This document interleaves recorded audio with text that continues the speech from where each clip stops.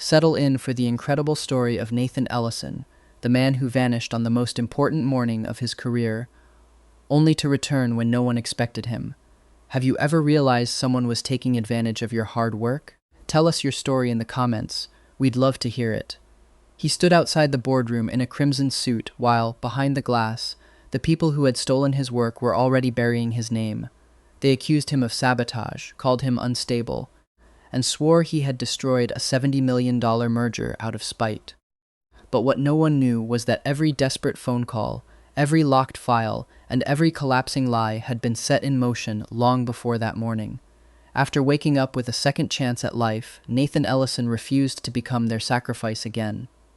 Instead, he walked straight into the trap they had built for him and turned it against them. But what really happened, and why did he disappear when everyone needed him most?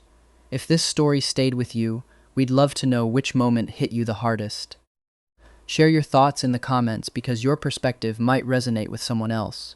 And if you enjoy stories filled with second chances, unexpected twists, and unforgettable characters, don't forget to like and subscribe. Your support inspires us to keep bringing new stories to life. Thank you so much for watching. Stay until the end, and let's uncover the truth behind the conspiracy together. The first thing I felt was steam. Not the thin hospital kind that smelled like rubbing alcohol and regret, but real steam. Thick, sweet, curling up from a paper cup of coffee that someone had set down 2 inches from my nose.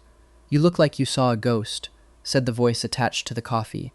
Which is impressive, honestly, since it's 7 in the morning and the only ghost in this apartment is whatever's growing in your fridge. I opened my eyes. Sunlight. A popcorn ceiling I recognized down to the water stain shaped like Florida. My own bed, my own navy comforter, twisted around my legs like it always was when I slept too hard, and leaning against my doorframe in gray sweats and a Bears t-shirt 2 sizes too small on purpose, holding out an iced coffee like an offering to a very confused god, was Alexander Cole. Alexander Xander Cole, 31, freelance cybersecurity consultant. 6'2", permanently unbothered, and nicknamed the Alpha by our entire friend group back in college, not because he ever asked for it, but because in 4 years of finals weeks, bar fights, and one unfortunate group project involving a leaking rooftop tent, nobody had ever once seen him panic. He had a voice like a low radio station you leave on in the background of a good day, dark hair that never fully cooperated, and a habit of showing up at my apartment with food whenever he decided, usually correctly, that I hadn't eaten.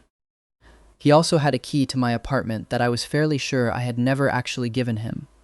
"You're supposed to be dead," I said. It came out before I could stop it. My chest didn't hurt. That was the first wrong thing. My chest was supposed to hurt, a specific tearing kind of pain, like someone had reached into my ribs with cold hands. I remembered that pain with the clarity of a photograph.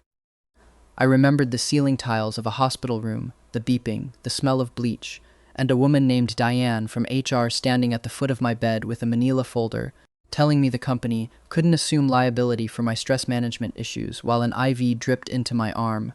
I remembered dying. Xander raised one eyebrow, which on him functioned as an entire monologue. "I'm supposed to be dead? Nate, you're the one who fell asleep face down on your keyboard again last week and didn't answer your phone for 6 hours. I nearly called the fire department. I sat up. My lungs pulled in a full breath, easy, painless, and it felt so unfamiliar that I nearly laughed. I grabbed my phone off the stand before I even registered doing it, hands shaking in a way that had nothing to do with the coffee. The date swam into focus. October 12th, 7:04 a.m. I stared at it the way you stare at a word after you've said it too many times and it stops looking like a word at all. October 12th. The Ashford Industries presentation, the $70 million merger that had cost me 72 sleepless hours, a myocardial infarction, my job, and eventually my life, was scheduled for October 13th at 9 in the morning. I had been sent back exactly 1 day. Nate. Xander's voice had changed. The easy morning teasing dropped out of it, replaced by something quieter, more careful, the tone he used when he thought I genuinely wasn't okay, which was more often than either of us liked to admit. He crossed the room in 3 steps and crouched down in front of me, and up close I could see the small worry line between his eyebrows, the one that only ever showed up for me. "Hey, you're white as a sheet. What's going on in that head of yours?" I looked at him, really looked, The way you only look at someone once you understand exactly how easy it is to lose them, to lose everything. And something in my chest cracked open that had nothing to do with the heart attack that hadn't happened yet. I think, I said slowly, I just got a second chance. And I am not going to waste it being anyone's punching bag ever again. Xander studied me for a long moment, the way he studied firewalls and bad actors and every problem he'd ever been paid to solve, patient, thorough, missing nothing. Then, because he was Xander, and because 6 years of friendship had taught him exactly when to push and when to simply be present, he didn't ask what I meant. He just handed me the coffee and said, "Okay, whatever this is, I'm in. Drink your coffee, weirdo. You look like you need it more than usual." I took it, our fingers brushed. It shouldn't have meant anything. It had never meant anything before, not in any version of my life that I could remember. This time, it did. Xander left 20 minutes later for a client meeting downtown, pressing 2 fingers to my forehead on his way out. "Take your temperature later, you look feverish." A gesture so casual and so unbearably fond that I sat frozen on my couch for a full minute after the door clicked shut, coffee forgotten in my hand. But underneath the strange new warmth of that moment was the cold, precise memory of everything that had killed me. Kayla Bristow, 30. Senior Financial Analyst at Sterling Vance Consulting Group. Camera-ready smile, Rolodex full of country club connections, and an almost artistic talent for making sure her name was on every win and nowhere near any loss. Trevor Doyle, 32. Senior Analyst, Kayla's partner in crime. Golf handicap he bragged about more than his actual analysis. The kind of man who called 28-hour weeks hustle when someone else was pulling them. For 3 weeks, the two of them had been leading the Ashford account, which in practice meant golf outings, client dinners, and increasingly unhinged group texts demanding I just handle the modeling. While they took credit in every meeting Arthur Whitfield sat in on. Arthur Whitfield, mid-50s, director of the Account Services Division, a man who mistook flattery for loyalty and panicked the instant real pressure touched him. In my old life, I had pulled a 72-hour stretch, finishing the Ashford financial models alone, surviving on protein bars, and the kind of hope that curdles into resentment. When I collapsed mid-presentation, coughing blood onto the boardroom carpet, Kayla had stepped over me to hand the client team their printed decks. They got the applause. I got a stress-induced cardiac event, a termination letter delivered at my hospital bedside, and, 3 days later, a heart that simply stopped trying. I remembered every second of it with the horrible clarity reserved for the moments that end you. The paramedics arguing about which hospital had a bed, the fluorescent lights sliding past overhead like a film strip, a nurse named Priya, who held my hand in the ambulance because no one else had come. I remembered, worst of all, that I had texted Xander from the gurney. One line, "Don't think I can make drinks tonight, sorry," and never gotten the chance to send the follow-up telling him why. In that old life, by the time anyone thought to call him, it was already 3 days too late, and I had spent whatever version of an afterlife exists mostly furious that the last thing he ever got from me was an apology for canceling plans. That, more than the heart attack itself, was the wound that had followed me back across whatever impossible distance separated one life from the next. Not the injustice of the boardroom, not even the betrayal, just the quiet horror of almost never getting to tell him anything real at all. I wasn't going to make that mistake twice. I was not going to relive it. Right on cue, my phone buzzed against the couch cushion. Kayla, 7:19 p.m. Nate, dropping my notes in the shared drive now. Trevor's stuff is in there too. Need the predictive models compiled, formatted, and bound by 8 a.m. Tomorrow. Don't sleep till it's flawless. Whitfield's breathing down our necks. A second buzz. Trevor, 7:22 p.m. Hey champ. Counting on you tonight. Margins at 1.5 inches this time. Arthur had a meltdown last month. Kayla and I are grabbing drinks to celebrate surviving this hell week. Don't screw it up. Surviving this hell week. I read it twice, and something in me that had spent a lifetime being agreeable, simply, stopped agreeing. They were going to toast champagne while expecting me to sacrifice another night of my life for a project they hadn't touched. In my old life, I had known that. I had known it and done it anyway, because I was 22-year-old terrified underneath the 28-year-old suit, because I thought working myself into the ground was the price of being taken seriously. I typed one word back to the group chat, noted, then I didn't lock my screen. I held the power button until the shutdown prompt appeared, and I tapped it without hesitation. The screen went black. For good measure, I walked to my desk, yanked the router's power cord from the wall, and watched the little green lights die. I was completely, gloriously unreachable. I should have felt guilty. I didn't. I stripped off yesterday's clothes and stood under a scalding shower for 30 minutes, letting the ghost of my old death rinse down the drain in slow, silver ribbons of water. I did this 10-step skincare routine I'd bought in a fit of self-improvement and never once had time for. I made tea. I found the bottle of prescription sleep medication I'd been too afraid to take in my old life, too afraid of missing an alarm, missing a deadline, missing the version of myself that had never once been enough for them. I was halfway to my bedroom, tea in hand, when someone knocked. 3 knocks, a pause, then 2 more.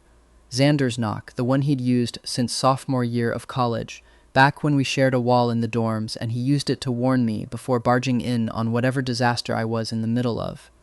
I opened the door to find him standing there in a rumpled button-down, tie loosened, holding a plastic bag that smelled unmistakably like chicken soup from the deli 3 blocks over. "You didn't answer my texts," he said, by way of explanation, stepping past me into the apartment before I'd even invited him in, which was, at this point, less an overstep and more a long-established fact of our friendship. "I called Trevor to make sure you weren't dead in a ditch somewhere, and he told me you'd gone dark on some big deadline. Figured either you're sick or you finally snapped and started a new life as a hermit. I brought soup either way, dead in a ditch." If only he knew how close to the truth that was. "I'm not sick," I said. "I'm just done." Something in my voice must have caught him off guard, because he set the soup down on the kitchen counter without breaking eye contact with me, his expression sliding from teasing into something far more attentive. Xander had a way of listening that felt almost physical, like he was leaning into you with his whole body, even when he hadn't moved an inch. Done with what? Being the only person on that team who actually works. The words came out rougher than I meant them to. "I've spent 3 years doing 3 people's jobs for 1 person's salary, Xander, and I am so tired. I am tired in a way that feels permanent." He was quiet for a moment. Then he crossed the kitchen, and before I understood what was happening, he'd pressed the back of his hand to my forehead, the same easy gesture from that morning. Except this time his palm lingered, sliding down to cup my jaw for one unbearable second before he seemed to catch himself and pull back. "You're not running a fever," he said, voice lower than before, "which means you're serious." "I'm serious." "Good." A small, private smile tugged at the corner of his mouth, the one he almost never showed anyone but me.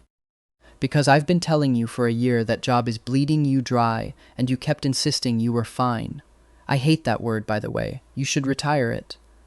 He ladled soup into a bowl without asking and set it in front of me at the counter, and then, instead of leaving, instead of going back to whatever consulting fire he was supposed to be putting out that evening, he pulled out the stool beside mine and sat down.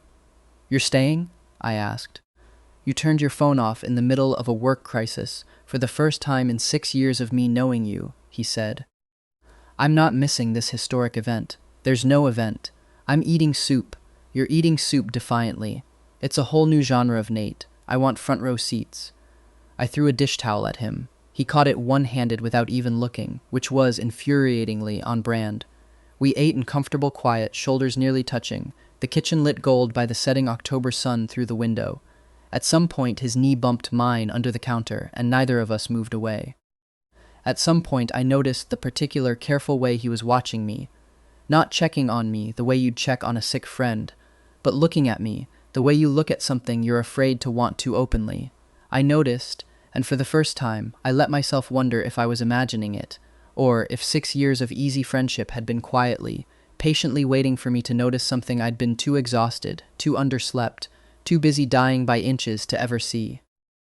We ended up on the couch afterward, some old sitcom rerun, playing low on the TV that neither of us was actually watching, my socked feet tucked under his thigh out of habit, his arms slung along the back of the cushions behind my shoulders, close enough that I could feel the warmth radiating off him, not quite touching, the way we'd sat 100 times before without either of us thinking twice about it. Except tonight I thought about it. I noticed the particular weight of his arm there, the steady rise and fall of his breathing, the faint smell of laundry detergent, and the deli's chicken broth still clinging to his shirt. You're staring, he said, without looking away from the TV, the corner of his mouth twitching. I'm thinking. Dangerous. Should I be worried? I keep thinking about how many nights I've spent exactly like this, I said slowly, watching the blue light of the television flicker across his profile, and how I never once let myself notice that this, right here, doing nothing, eating bad soup on a Tuesday, might be the actual good part. I spent 3 years thinking the good part was some promotion I hadn't gotten yet. Some finish line. It was never the finish line, Xander. It was always just this. He went very still beside me. When he finally turned his head, there was something raw and unguarded in his expression that I'd only ever caught glimpses of before, usually gone before I could be sure I'd seen it at all. Nate? I'm not saying anything else, I said quickly, feeling my face heat. I've had a very strange day. I'm allowed one unearned emotional moment before bed. He laughed, soft, a little unsteady, and pulled me in against his side properly this time, no pretense of it being accidental, his chin resting lightly against the top of my head. We stayed like that until the sitcom rolled into its second rerun, neither of us moving, both of us very deliberately not naming whatever had just shifted between us. Go to sleep, Nate, he said finally, low, standing to collect the bowls. His hand found my shoulder on the way past, squeezed once, warm and solid. Whatever you're fighting tomorrow, you'll fight it better rested. I'll lock up on my way out. He didn't kiss me. Neither of us said anything close to what either of us was clearly thinking. But when he paused at the door, glancing back at me with an expression I didn't yet have a name for, something in my chest, the same chest that had stopped once already in another life, started beating in a rhythm I didn't recognize. I took my sleeping pill, climbed into bed, and for the first time in 3 years, I didn't set an alarm. Somewhere in the dark, half asleep, I found myself thinking not about Kayla's texts, or the encrypted files, or the merger waiting to detonate in the morning, but about a rooftop tent in the woods of southern Wisconsin, 6 years and a lifetime ago. 6 years earlier, Northwestern University, a leaking rooftop tent, and one very bad group project. I met Xander Cole during the worst camping trip of my academic career. It was junior year, and our environmental economics professor had decided, for reasons none of us ever forgave her for, that the best way to teach sustainable resource allocation was to send 8 strangers into the woods of southern Wisconsin for a collaborative field weekend. I had never camped in my life. I owned exactly one flannel shirt, purchased that week specifically for the occasion, and a tent I did not know how to assemble. Xander Cole, a computer science major I recognized only vaguely from a shared dining hall, had our tent up in 4 minutes flat, while the rest of us were still reading the instructions upside down. You're doing that wrong, he said, watching me wrestle with the tent pole like it had personally wronged me. I am doing this correctly, I informed him, with the full confidence of a man who was, in fact, doing it catastrophically wrong. He watched me collapse the entire structure on top of myself for a solid 30 seconds, arms flailing, muffled swearing from somewhere beneath green nylon, before he finally, mercifully, pulled the fabric off my head. You've got dirt on your face, he said, not laughing, though his mouth was doing something suspicious at the corners. I have dignity in my heart, I said. That's what matters. Sure. He crouched down and had my tent standing in under a minute, somehow making it look less like an achievement and more like something mildly beneath him. I'm Xander, Nate. I hate it here. You'll hate it more at 2 a.m. when it rains and your tent floods because you set it up in a drainage ditch. It rained. My tent flooded. At 2 a.m., soaked and furious and laughing despite myself, I found Xander already awake in the dry, elevated spot he'd claimed the moment we arrived, holding up the edge of his rainfly with an expression of profound, unbothered patience. Get in, he said. I'm not carrying your body out of these woods when you catch hypothermia. Paperwork's a nightmare. I climbed in. We didn't sleep much that night. Too cold, too cramped, too busy trading increasingly ridiculous stories to bother, and by sunrise something had quietly, permanently shifted. We finished the semester as unlikely friends. We finished college as inseparable ones. Somewhere in the years after, the Alpha became his nickname among our whole friend group, earned across 100 small emergencies he handled without ever once losing his composure, including, eventually, the small emergency of my entire professional life. I never told him that the night in that leaking tent was the first time in years I'd felt like someone had actually deliberately chosen to take care of me. I suspect in his own quiet way he already knew. I fell asleep somewhere in the middle of that memory, warm under my own comforter for the first time in years. And if I dreamed at all, I don't remember it. I only remember waking up, 15 hours later, feeling like a different person entirely. I woke to sunlight on my face and the strange weightless sensation of a body that had actually rested. The clock read 10:16 a.m. The Ashford presentation had started an hour and 16 minutes ago without me. A slow, wicked smile spread across my face as I stretched, listening to my joints pop pleasantly, feeling, for the first time in longer than I could remember, good. I didn't rush. I ground fresh coffee beans and let the smell fill the kitchen. I made eggs. I ate standing at the counter, unbothered, and only after I'd washed my plate and poured a second cup did I saunter back into the bedroom and plug the router back in. I sat on the edge of the bed and powered on my phone. For 3 full seconds, nothing happened. Then it detonated. 142 missed calls, 78 unread texts, 45 emails marked urgent. I scrolled through the timeline of their unraveling like a man reading his own favorite bedtime story. Kayla, 8:45 p.m. Nate, I don't see you on the VPN. Did you get locked out? Trevor, 9:30 p.m. Dude, answer your phone. Trying to pull the Q3 figures and it's asking for an encryption key. What's the password? Kayla, 10:15 p.m. This isn't funny. Whitfield just emailed asking for a sneak peek at the slides and we can't even open the master file. Call me. Trevor, 11:45 p.m. Are you seriously asleep? The files are locked, wake up. Kayla, 1:30 a.m. You psycho, where are you? Unlock this drive or I swear I'm going to HR the second the sun's up. Kayla, 4 a.m. Please just answer. I'll give you half the credit tomorrow, I promise. Just tell me the password. Please, Nate. Trevor, 6:15 a.m. I drove by your building. The gate's locked and the buzzer's broken. You are ruining our careers. Wake up, Kayla, 8:30 a.m. You're dead. You're actually dead. We have nothing to show Ashford. Nothing. I laughed. A real laugh, the kind that shook my shoulders, sipping my coffee at my kitchen counter like it was the finest entertainment Chicago had to offer. The last message, sent 9 minutes before the client team was scheduled to walk in, was the masterpiece. There was one voicemail I actually listened to twice. Arthur Whitfield, 8:40 a.m., voice shaking with barely restrained panic. Nathaniel, Kayla informs me you have maliciously encrypted the Ashford files and abandoned this team on the eve of a $70 million merger. This is corporate sabotage. If you are not in that boardroom at 9 sharp with those files unlocked, consider yourself terminated and expect a lawsuit. I deleted it without a flicker of guilt. They'd tried to throw me under the bus before the meeting even started, which would have worked beautifully, except for one detail they'd conveniently forgotten. The 2-factor encryption on the master directory wasn't some overnight act of sabotage. It had been set up 6 months ago, properly documented, at my own request, by the one person in Chicago I trusted with my digital life. I texted him, me 10:42 a.m. Remember that encryption protocol you set up on my work drive back in April? The one tied to my hardware and my login token? Xander, 10:43 a.m. The one you insisted on after Trevor accidentally deleted your Q2 model to cover his own math error. Yeah, why? Me, 10:44 a.m. It just saved my entire career. I owe you a drink.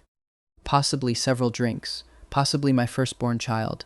Xander, 10:45 a.m. Go get him, Ellison. Send pictures if it gets dramatic. Xander, 10:46 a.m. Also, wear the red suit. I stared at that last text longer than I probably should have. In my old life, I'd worn a cheap, ill-fitting gray blazer to every meeting that mattered because I'd never had the money or the energy for anything better. But 3 months ago, in this life, the one I now had a second run at, I'd splurged on a tailored crimson suit for a wedding I never ended up attending. It had hung in my closet ever since, untouched, waiting. I pulled it on. It fit like it had been made for exactly this morning. I did a sharp wing of eyeliner, dark red lipstick I hadn't worn in a year, slipped into black leather boots that made me 2 inches taller and infinitely more dangerous, and looked in the mirror. I didn't see the exhausted, dying man who'd collapsed on a boardroom floor. I saw a weapon with excellent tailoring. I sent Xander one photo before I left, just my reflection, jaw set, suit sharp, nothing dramatic, and his reply came back in under 10 seconds. Xander, okay. I need a minute. Xander, they are not ready for you. I was halfway through pulling my bag over my shoulder when there was a knock at the door. 3, a pause, then 2 more. I opened it to find Xander standing in the hallway holding a second iced coffee, still in yesterday's rumpled button-down, looking like a man who had left a client meeting in the middle of a sentence and driven straight here without fully deciding to. "I was in the neighborhood," he said, which was a lie, and we both knew it was a lie, and neither of us acknowledged it. "You have a meeting downtown." I had a meeting downtown. Now I have a slightly later meeting downtown, because I needed to see this suit in person before you went and single-handedly dismantled a corporate merger in it. He looked me over slowly, unhurried, the way you'd look at something you were trying to memorize. "I stand by my text. They are not ready. Flattery won't get you out of buying me those drinks I mentioned. Wasn't trying to get out of it." He reached out and straightened my collar, a small, unnecessary adjustment that took considerably longer than it needed to, his knuckles brushing my jaw on the way down.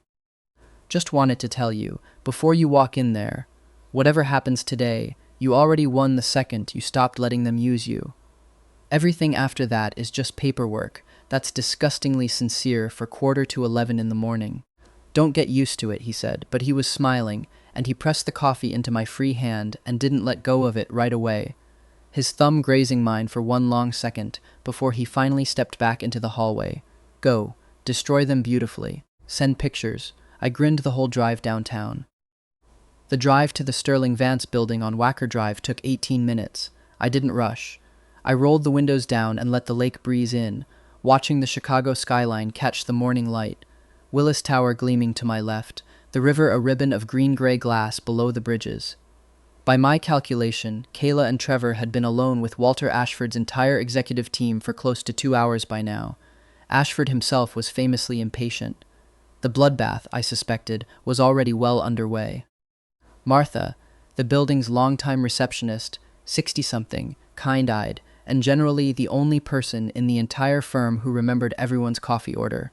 When I walked through the revolving doors, Martha's pen actually slipped out of her hand.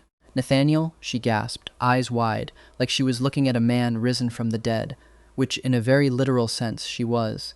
"Oh, honey, Arthur's been pacing that lobby for an hour looking for you. Security is supposed to walk you straight up to conference room A, the second you show your face." "Thank you, Martha," I said, smiling warmly. I remember the way. The elevator ride to the 40th floor felt like ascending into a different life entirely. With every floor that ticked past, the anxious, apologetic version of myself I'd been for 3 straight years seemed to peel away and drop somewhere far below. The numbers climbed, 12, 19, 27, and I watched my reflection multiply in the polished brass doors, red suit sharp against gray marble, and thought absurdly of the leaking tent in Wisconsin, of Xander's steady hands making order out of chaos in under a minute, while I stood there dripping and furious. He'd taught me, without ever quite meaning to, that panic was optional. It had just taken me a literal death to finally believe him. By the time the elevator hit the 35th floor, my pulse had slowed to something almost meditative. I could smell the building's familiar mix of fresh carpet glue and burnt breakroom coffee, could hear, faintly through the shaft, the distant hum of 40 floors of people, pretending their jobs weren't slowly killing them. They wanted to accuse me of sabotage. They wanted to hand me a lawsuit before I'd even set down my coffee. They had absolutely no idea what real leverage looked like. The elevator chimed, the doors slid open onto the glass-walled executive floor, and even from a distance I could hear Arthur R's voice, thin and desperate, straining to sound composed. On my way past the analyst bullpen, a junior hire named Priya Chandrasekaran, the newest addition to the team, barely 3 months into the job and clearly still figuring out which battles were worth watching, poked her head over a cubicle wall, eyes wide. "Is it true?" she whispered, like we were exchanging state secrets. "Kayla told everyone you sabotaged the merger out of some kind of breakdown." "Kayla," I said, not breaking stride, "has spent 3 weeks doing my job worse than I do it in my sleep. Watch the door, Priya. This is going to be educational." She grabbed her coffee and followed me at a discreet distance anyway, which I decided, on reflection, I fully approved of. "I assure you, Mr. Ashford, this is an unprecedented situation, an isolated incident involving a disgruntled junior employee holding company assets hostage. He is bypassing his encryption as we speak." I pushed the frosted glass doors open, and they swung wide with a satisfying echoing thud. Every head in the room turned. Walter Ashford, 63, CEO of Ashford Industries, silver-haired, Sun-weathered from a lifetime of golf, he actually earned the right to play, currently looking like he was chewing broken glass. Gregory Voss, 40s. Ashford CFO, sharp-eyed, sharper-tongued, aggressively tapping a gold pen against a blank legal pad like he was counting down to detonation. Across from them stood my tormentors. Trevor's tie was yanked loose, sweat blooming through his $2,000 shirt. Kayla's mascara had migrated halfway down her face, and she was clutching a dead tablet against her chest like a shield made of nothing. And Arthur looked like a man watching his own funeral in real time. Nathaniel. He spat my name, marching toward me. How dare you show your face here? You're terminated. Security is escorting you to the police for corporate extortion. I wouldn't advise that, Arthur, I said, and my voice steady, almost bored, nothing like the trembling. Eager to please man I'd been in my old life. I walked straight past him toward the presentation console and didn't look back. He locked the master drive, Kayla shrieked, jabbing a shaking finger at me. Mr. Ashford, this is who I was telling you about. We spent weeks building those models, and he maliciously changed the passwords out of jealousy. Jealousy? I raised an eyebrow, setting my bag down and plugging in the HDMI cable with the calm precision of a man who had rehearsed this exact moment in his head all night. Interesting theory, Kayla. Let's test it. Unplug me. I dare you. Arthur, get him. Out of here, Trevor snapped, taking a step forward. No, Walter Ashford's voice cut through the room like a blade. He leaned back, our arms folded. Let him speak. If he's got my $70 million models on that laptop, I want to see them. Now, the screen behind me flickered to life. I didn't open the presentation first. I opened the IT server logs. Mr. Ashford, Mr. Voss. I addressed them directly, ignoring my supposed superiors entirely. I apologize for the delay this morning. You've been fed a very desperate story, so let me correct it. I highlighted a timestamp. This encryption protocol was approved 6 months ago, April 14th, to prevent accidental data corruption after Trevor deleted a working model to cover a math error he never disclosed. The files have always required my hardware to open. Kayla and Trevor have known that for half a year. Then why couldn't they access anything this morning? Gregory Voss asked, squinting at the screen. Because they never had anything to access, I said smoothly. Standard procedure at this firm is for senior analysts to draft their own components before merging into the master file. If they'd done a shred of real work over the past 3 weeks, they'd have local copies to show you. They don't. That is a lie, Trevor barked, voice cracking. You had all our data by last night. Oh, you mean this? I pulled up the file Kayla had uploaded to the shared drive at 7:19 the previous evening. A collective audible gasp moved through the Ashford side of the table. On the 80-inch screen sat a badly formatted document containing exactly 3 bullet points. Synergize Q4 deliverables. Maximize fiscal footprint. Check with Nate for the math. This, I said, letting my voice ring with a confidence I'd never once had access to in my previous life, is the entirety of the contribution made by senior analysts Bristow and Doyle. They handed me this at 7 o'clock last night and went to celebrate. I clicked to the final slide, the expense report I'd pulled from the employee portal that morning, still riding the high of dying once and refusing to die politely a second time. $480 at a River North lounge, closed out at 1:15 a.m., while I was allegedly sabotaging them from bed. Silence dropped over the room like a curtain. I could hear the HVAC humming somewhere above us, the faint tick of Gregory Voss's pen finally going still against his legal pad, the distant honk of a delivery truck 40 floors down on Wacker Drive, every small, ordinary sound suddenly enormous in the vacuum where Kayla and Trevor's excuses used to be. $480, Voss said slowly, reading the screen again like he needed a second pass to believe it. On the night before a $70 million presentation, they ordered the lobster roll appetizer, I added, because I couldn't help myself. Twice. A short, disbelieving laugh escaped Walter Ashford, gone as quickly as it came, replaced by something colder. Kayla, Trevor, is any of this inaccurate? Kayla opened her mouth, closed it, opened it again. Context is important here. We were building team morale before a high stakes. You were celebrating a presentation you hadn't written, I said, not unkindly, which somehow made it land harder. I'm not angry that you went out for drinks. People are allowed to have a life. I'm angry that you spent 3 weeks telling Arthur I was struggling to keep up while you built absolutely nothing, and then tried to have me arrested for the crime of finally sleeping. Arthur looked, for the first time in 6 years of me working under him, genuinely afraid. His eyes darted between Ashford's stone face and the still glowing expense report, doing the frantic mental math of a man realizing his own signature was on every one of those retainer invoices. "I want to be very clear," Ashford said, voice dropping into something quiet and final, the tone of a man who had fired people in nicer rooms than this one and felt nothing about it either time, "that I did not fly my CFO in from New York to watch a consulting firm eat itself alive over cocktail receipts.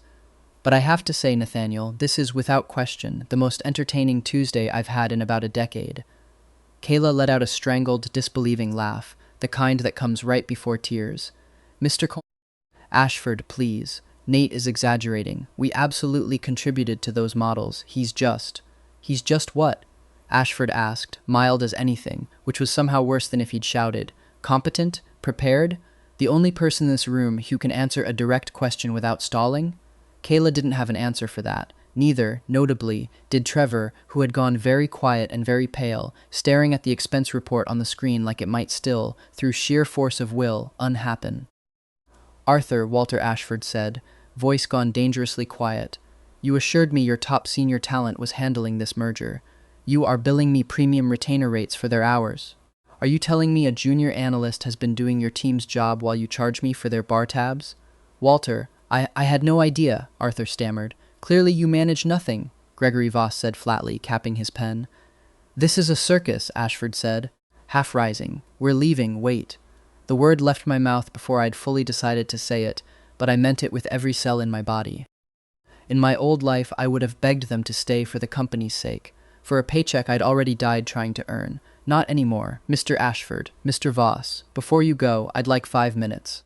I brought up the real presentation, the one I'd finished days ago and quietly saved to my own secure partition, the one Trevor had called too complicated to bother with.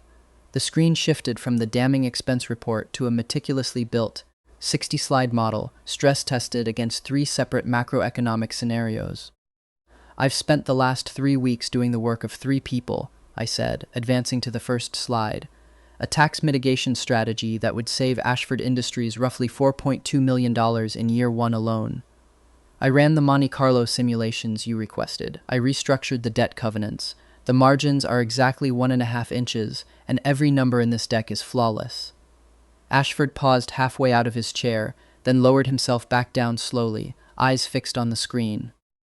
Gregory Voss leaned forward, pushing his glasses up his nose with the eagerness of a man who'd forgotten, briefly, to be skeptical. For the next 45 minutes, I didn't just present, I held the room. I walked them through every model, every contingency, every regulatory loophole from memory, answering Voss's sharpest questions without flinching. "Your debt covenant restructuring assumes a rate environment that hasn't materialized yet," Voss said at one point, arms crossed, clearly testing whether I'd fold under pressure the way Arthur so obviously did. "It assumes 3 separate rate environments, actually," I said, clicking back 2 slides without missing a beat. "Slide 41 models the current trajectory. 42 and 43 model a 100 basis point swing in either direction, because I'd rather hand you 3 accurate futures than 1 flattering guess." Voss studied the slide for a long moment, then, almost reluctantly, nodded. "That's thorough." "I had time," I said. "Turns out you get a lot done when you're not doing 2 other people's jobs."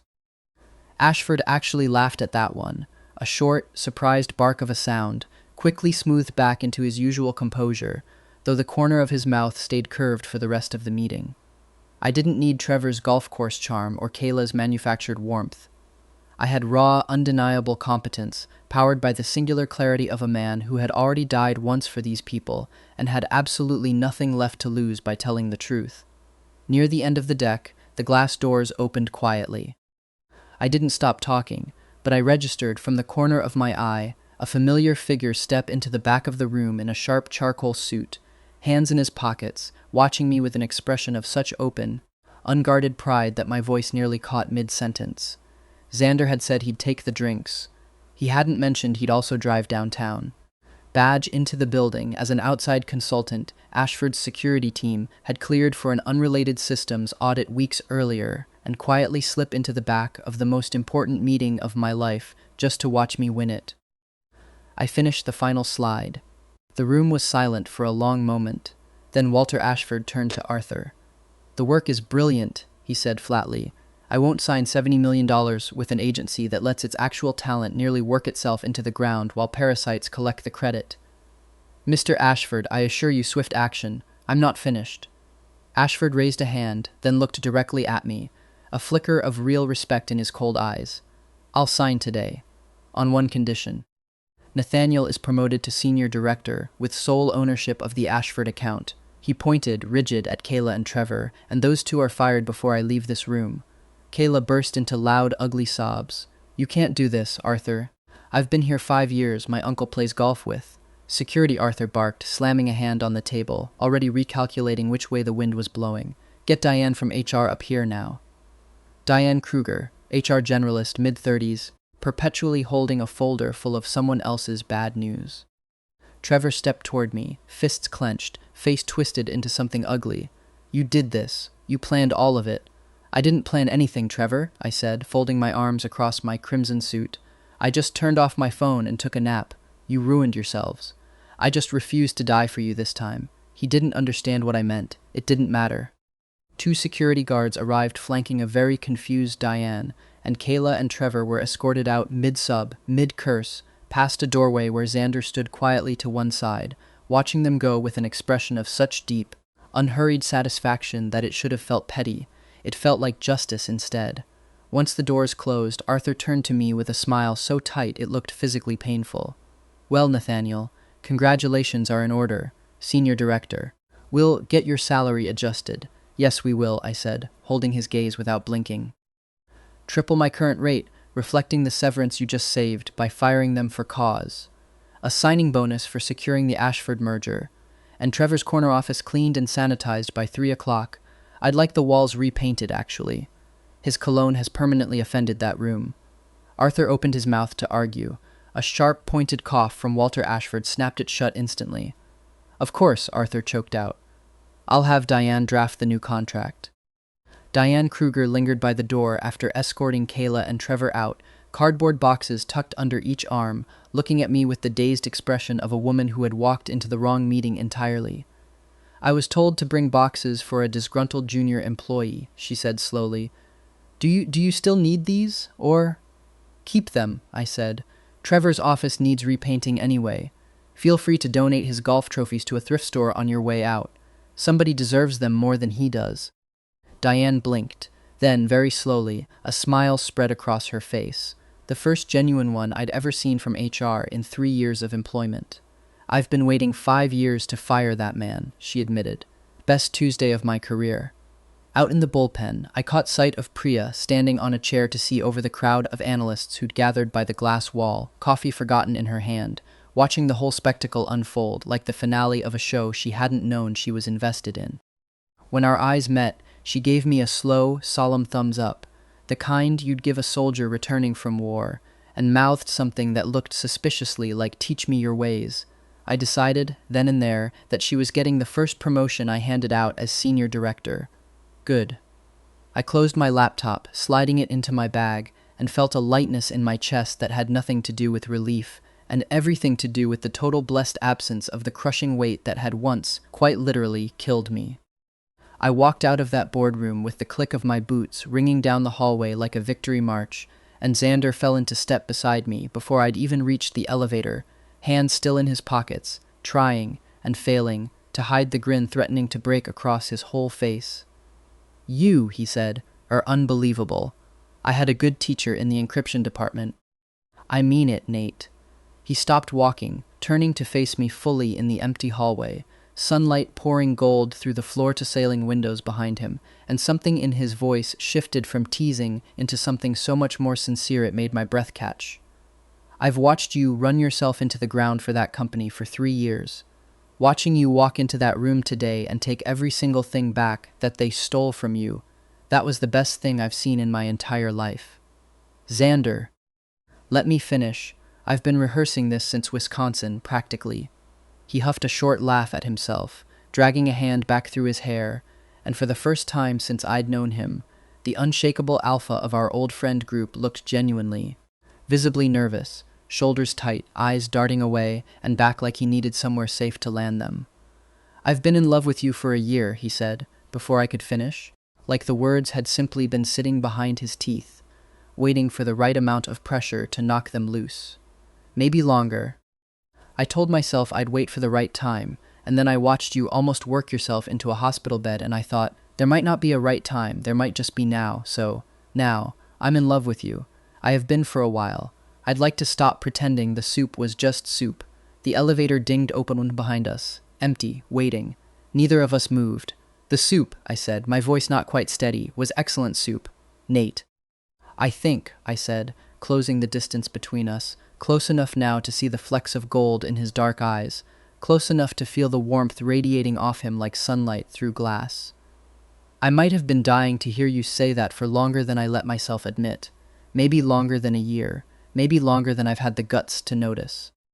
He reached up, tucking a strand of hair back from my face with a gentleness that didn't match a single joke he'd ever made at my expense.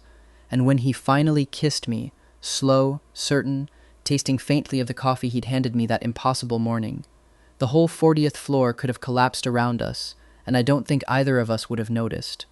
Somewhere behind us, an elevator door chimed shut, unused, and neither of us cared even a little.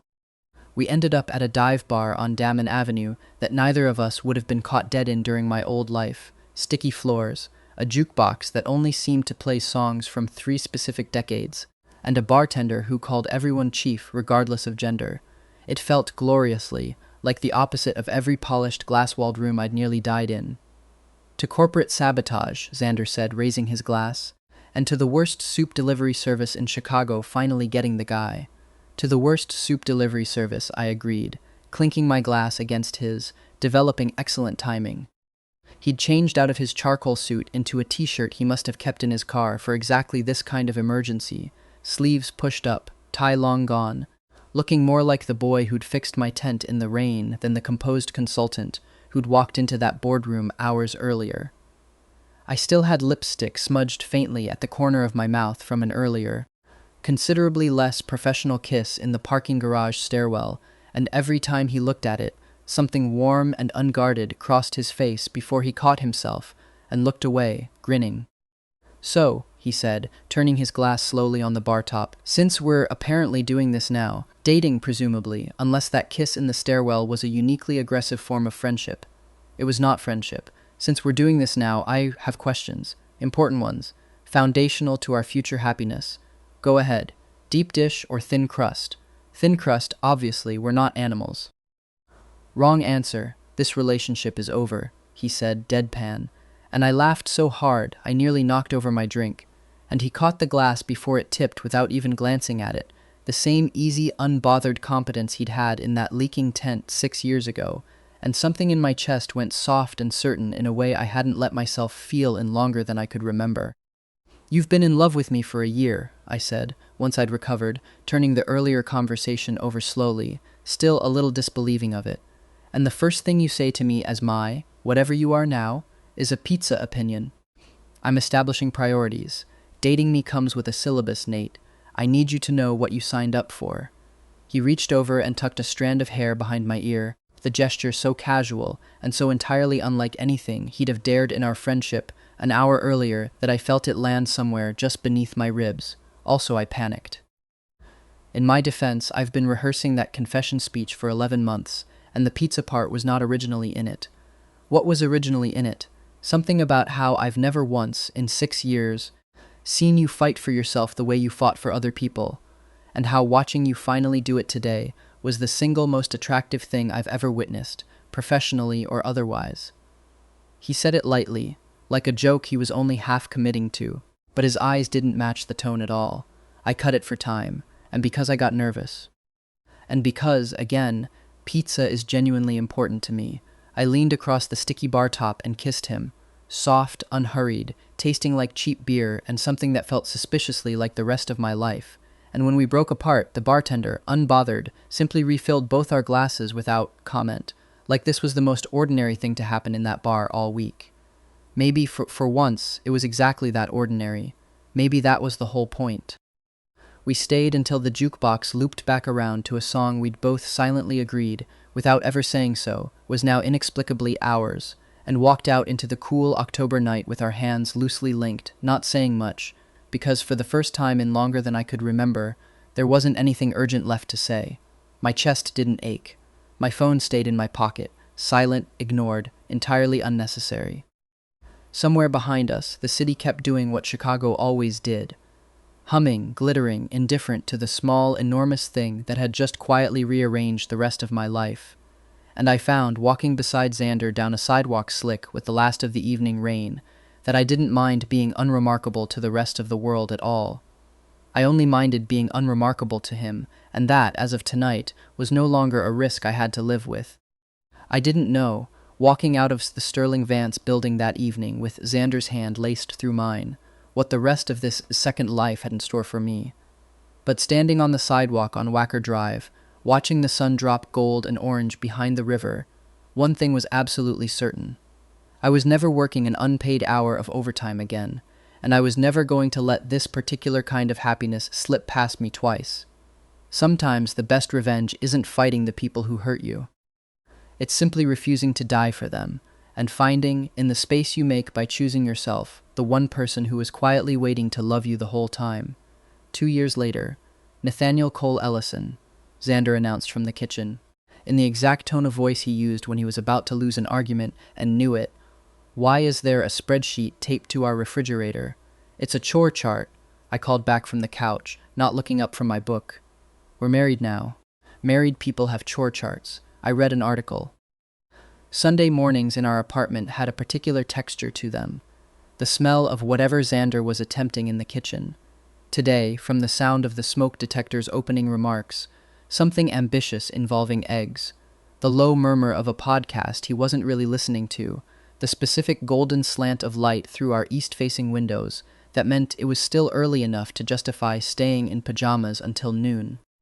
I'd learned, over 2 years of these mornings, to love the small, unremarkable rituals almost more than the big moments. The way he always made 2 cups of coffee even on days I said I didn't want one. The way he still, every single time, pressed 2 fingers to my forehead if I so much as yawned wrong, a running joke that had somehow never stopped being genuinely, quietly sweet.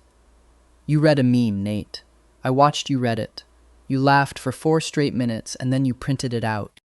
We'd taken each other's names the way we did most things, messily, with far too much debate, and ultimately by flipping a coin that Xander swore to this day was rigged, though he could never prove how. Cole Ellison.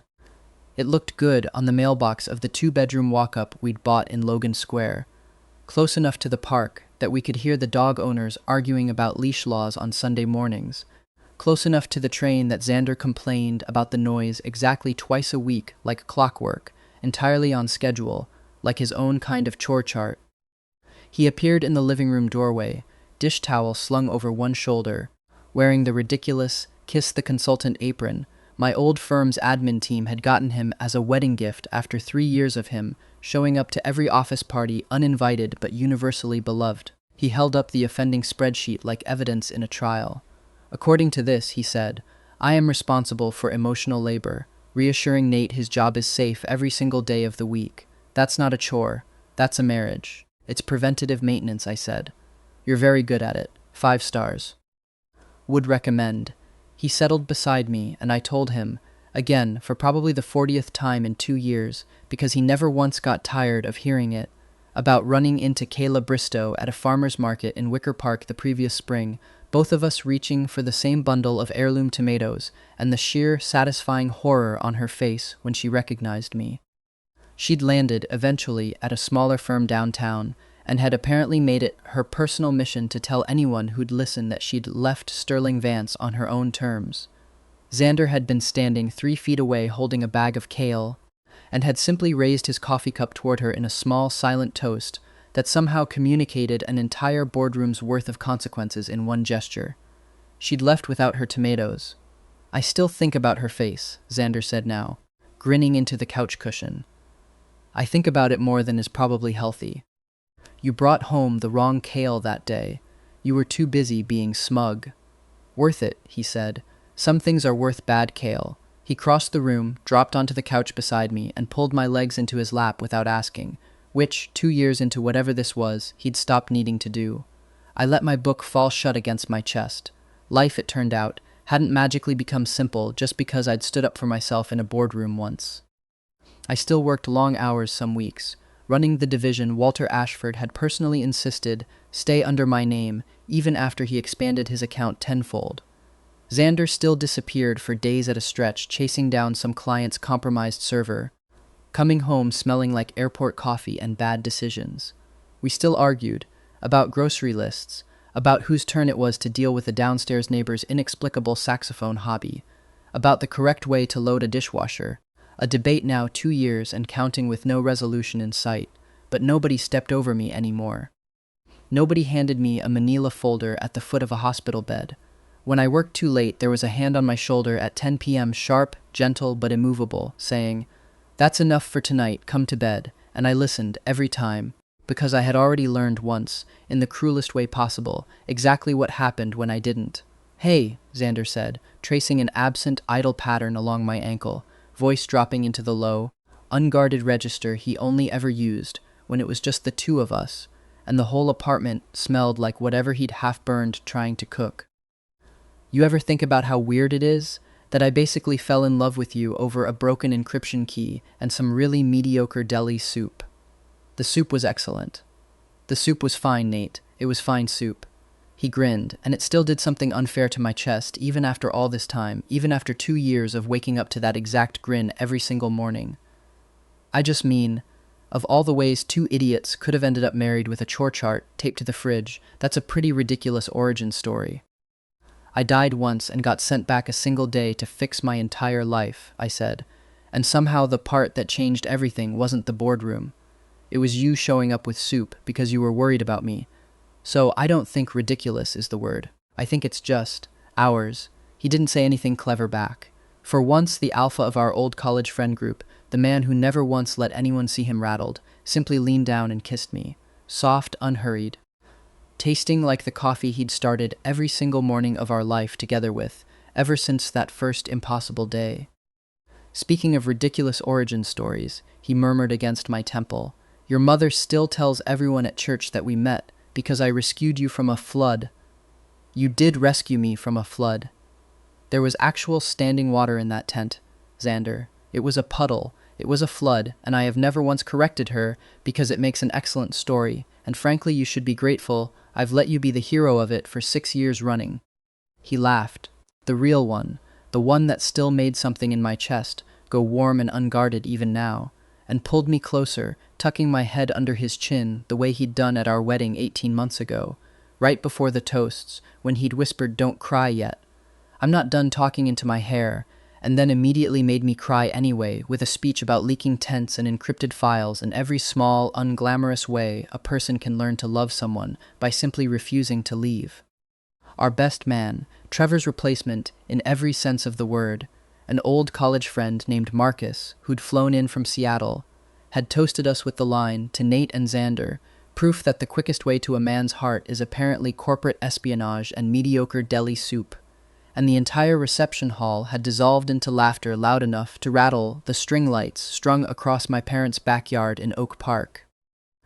I thought about that night sometimes, unprompted, in the middle of ordinary evenings just like this one, folding laundry, half watching some show neither of us could follow the plot of, arguing gently about whose turn it was to walk the neighbor's disgruntled cat we'd somehow inherited joint custody of. It never stopped feeling faintly miraculous. Not the wedding itself exactly, but the quiet, unremarkable Tuesday nights that came after it. The ones nobody made speeches about, the ones that were just ours, stacked up one after another like proof that the second chance I'd been given had actually finally been spent well. My phone buzzed on the coffee table, Priya, now just over 2 years into her own career at Sterling Vance, and true to my promise, the youngest senior analyst the firm had ever promoted, calling to complain, with great affection, about a junior hire who reminded her, in her own words, "Disturbingly of you at that age, minus the whole dying and getting sent back in time thing, hopefully. Tell her to turn her phone off tonight and see what happens," I said, putting her on speaker so Xander could hear. "That's insane advice," Priya said. That's the advice that got you promoted to my boss in one day. It's excellent advice. Xander called from the kitchen. She should absolutely listen to Nate. He's very wise. Ask him about pizza toppings next. He has opinions. Don't encourage her to have opinions about pizza toppings, Priya. We do not have room in this friendship for another wrong answer. Thin crust is a war crime. I stand by it, Xander said, and Priya's laugh crackled through the speaker, warm and familiar, and for a moment the whole apartment felt full in a way that had nothing to do with square footage, full of the particular, hard-won noise of people who had chosen and against every old habit to build something soft. We ended the call 20 minutes later with a dinner plan for Friday and a standing threat from Priya to report Xander's pizza opinions to HR. Xander set 2 plates down on the coffee table. Pasta, slightly overcooked, entirely his own fault and entirely delicious anyway, and settled back into the couch beside me like he'd never once considered being anywhere else. The spreadsheet stayed on the fridge for another 6 months, mostly ignored, occasionally referenced during arguments neither of us really meant. Neither of us would have had it any other way.